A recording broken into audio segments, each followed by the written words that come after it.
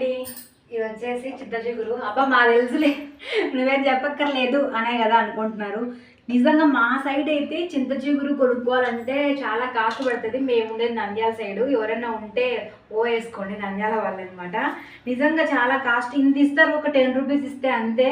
మా బావ అయితే నిన్న నాకు ఇష్టం అని చెప్పేసి ఫస్ట్ వచ్చింది తీసుకొని వచ్చినాడు. ఇక్కడ హైదరాబాద్ లో చాలా కాస్ట్ ఉందంట అని మా బావకి ఎవరో చెప్పినారంట. ఎంత బావా? అవును, వీడియోలో చెప్పినారు 800 అంట. 800 అంట కిలో. మాకైతే అంత ఏముండదు, 10 రూపీస్ కి 20 రూపీస్ కి బాగానే ఇస్తారు. ఇంకా మా ఊరు అవతల సైడ్ అయితే బాగా దొరుకుతుంది అనమాట చెట్టుకు ఆకు. ఇక్కడ మాత్రం తెలంగాణలో అయితే, నేనున్న ఏరియా సిద్దిపేటలో అయితే ఎప్పుడూ అమ్మంగా నేను చూడలేదండి. మా బావ మార్కెట్కి వెళ్ళినప్పుడు అడుగుతా ఉంటా, బావ ఉంటే తీసుకురా అని. ఎప్పుడు దొరకలేదు.